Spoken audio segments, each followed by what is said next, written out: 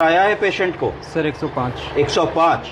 अगर एक ऐसी सिचुएशन हो कि मरीज को 105 बुखार हो, आईसीयू सेटिंग हो, आप सारी चीज़ें कर रहे हो, अर्थात आप बुखार उतारने की दवाओं में पैरासीटामोल का इन्फ्यूजन दे रहे हो, मेफेमिक एसिड दे रहे हो, और भी जो दवाएं दे सकते हैं एंटीपायरेटिक दे रहे हो, और बुखार नहीं उतर रहा है, 3 आसान विकल्प। अगर हमने मरीज को कंबल उड़ाया है तो कंबल हटा देंगे और कंबल की जगह एक उसको चद्दर दे देंगे। पहला काम ऐसा क्यों करेंगे? जिससे कि शरीर की गर्मी बाहर निकल सके। दूसरा क्या काम करेंगे? हम फैन चला देंगे।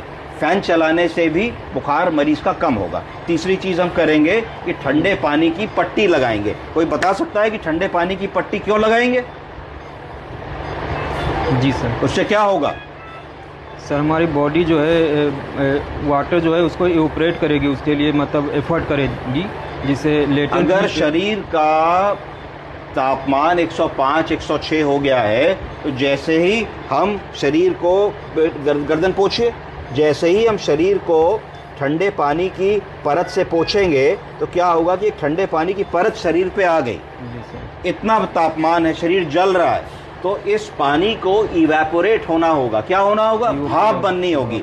इस पानी को इवेपोरेट होने के लिए, भाप बनने के लिए ऊर्जा की ज़रूरत है। जब आप नहा करके अगर धूप में चले जाइए तो 2 मिनट में सूख जाते हैं, तो थोड़ी देर ठंड लगती है, फिर सूख जाते हैं। क्यों ठंड लगती है? क्योंकि शरीर की सतह पे जो पानी है वो जब इवेपोरेट होगा तो energy, latent heat of fusion for evaporation, वो तापमान शरीर से निकल जाएगा। तो यानी कि 105 बुखार पे जब हम पट्टी कर देंगे तो 2-3 डिग्री तापमान इसलिए कम हो जाएगा क्योंकि उस पानी को उड़ाने की ताकत, ऊर्जा उस टेम्परेचर से मिलेगी। इसलिए हमें पट्टी करनी है। तो पट्टी कर देनी है, पंखा चला देना है, ब्लैंकेट को हटा देना है, ब्लैंकेट हटा करके पतली चद्दर लगा देनी है, और देखना है कि अगर हमारा एंटीपायरेटिक ड्रग को दिए हुए 4 घंटा हो गया है तो वैसी चीज़ रिपीट करनी है। प्लस अगर बुखार आ रहा है, मरीज आईसीयू सेटिंग में है, वेंटिलेटर पे है और एंटीबायोटिक्स चल रही हैं, तो रीअसेस करना है या रिकंसिडर करना है कि कहीं कोई ऐसा बग तो नहीं है जो हमारी एंटीबायोटिक की कवरेज में ना आ रहा हो।